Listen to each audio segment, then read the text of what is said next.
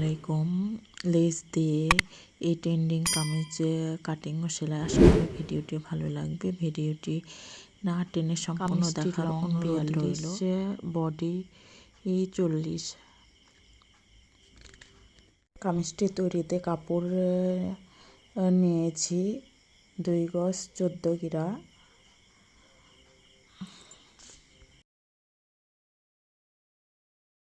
প্রথমে কাপড়টি 2 পার্ট করে নিয়েছি, এরপর 4 পার্ট করে নেব।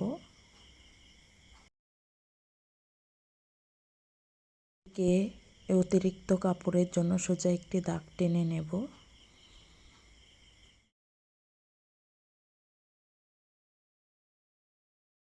এরপর গলা চওড়া নেব 3 এবং কাঁধ নেব 6.5, আরমোলও 6.5 নিয়ে একটি বক্স তৈরি করে নেব। এবার আরমোল থেকে সাইড ফাড়ার জন্য 14 ইঞ্চিতে একটি চিহ্ন দিয়ে নেব এবং 14 ইঞ্চির অর্ধেক 7 ইঞ্চিতে কোমর লাইনের চিহ্ন দিয়ে নেব। 40 4 ভাগে 10 ইঞ্চিতে চিহ্ন দিয়ে নেব। কোমর 36 4 ভাগে 9 ইঞ্চিতে চিহ্ন দিয়ে নেব এবং হিপ লাইন 40 4 ভাগে 10 ইঞ্চিতে চিহ্ন দিয়ে শেপ কাট দিয়ে শেপ দিয়ে নেব।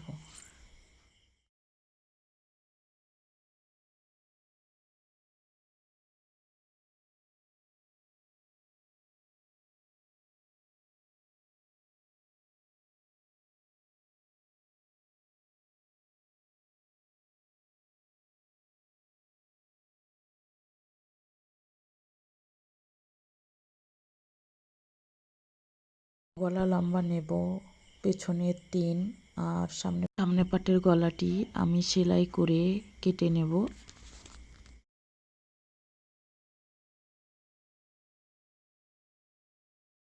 এরপর দাগ অনুযায়ী কামিজের কাপড়টি কেটে নেব।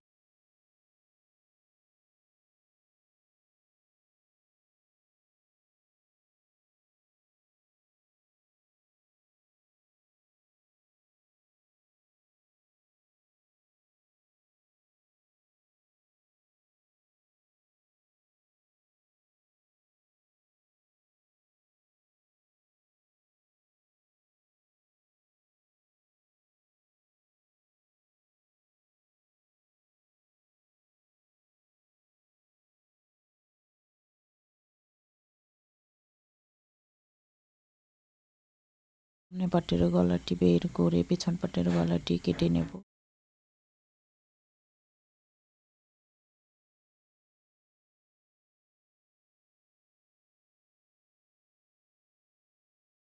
হাতা লম্বা 18 এবং আরমোল রাউন্ড শেপ দেওয়ার জন্য 3 ইঞ্চিতে একটি চিহ্ন দিয়ে এবং এটি মাইক হাতা হবে, তাই এই মোহরির দিক থেকে 6 ইঞ্চিতে দাগ দিয়ে 6 ইঞ্চি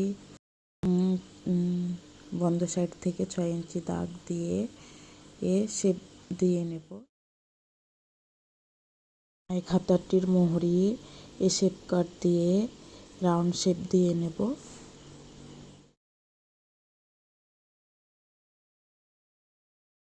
এবার দাগ অনুযায়ী হাতাটি কেটে নেব।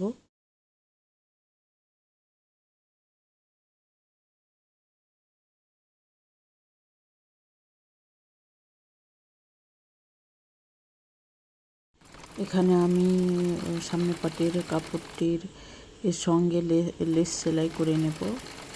এভাবে অপর পাশের লেসটিও সেলাই করে নেব। নিচে লেসটি সেলাই করে নেব।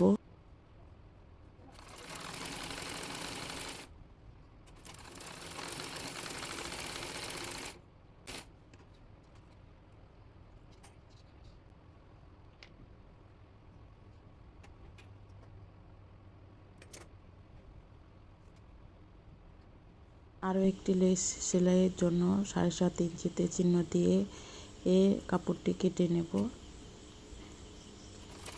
এরপর লেস সেলাই করে নেব।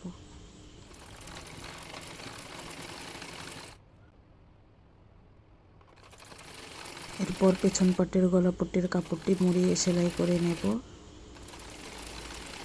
এরপর পেছন পাটের কাপড়টির ওপর রেখে সেলাই করে নেব।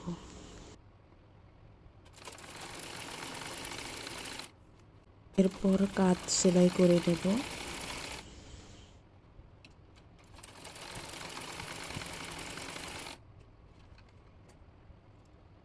সাইড ফাড়াটি মুড়িয়ে সেলাই করে নেব।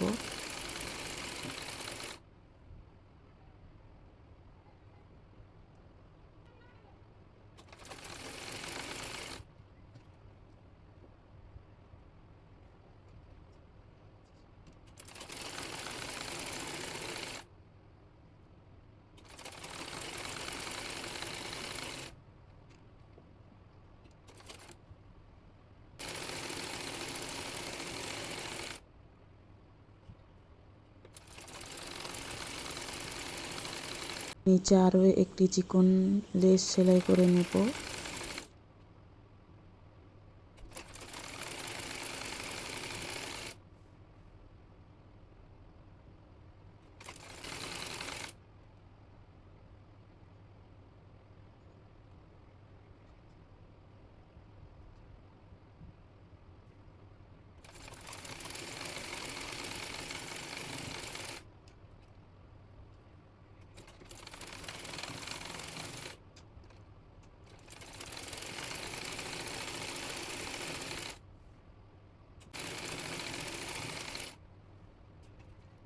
একইভাবে পেছন পাটের নিচটাও মুড়িয়ে সেলাই করে নিয়েছি।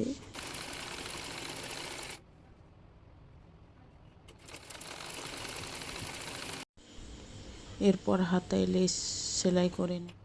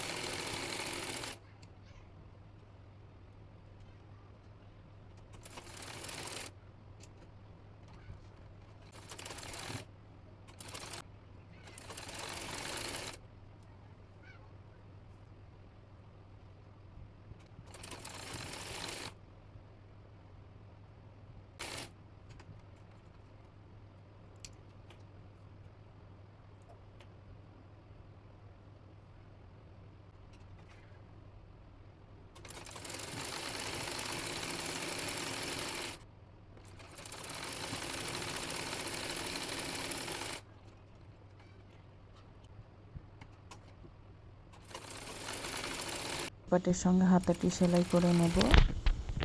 ভিডিওটি ভালো লাগলে লাইক কমেন্ট শেয়ার করবেন এবং চ্যানেলে নতুন হয়ে থাকলে চ্যানেলটি সাবস্ক্রাইব করে বেল বাটন অন করে রাখবেন। আজ এ পর্যন্তই, কথা হবে পরবর্তী কোনো ভিডিওতে। সে পর্যন্ত ভালো থাকবেন, সুস্থ থাকবেন। আল্লাহ হাফেজ।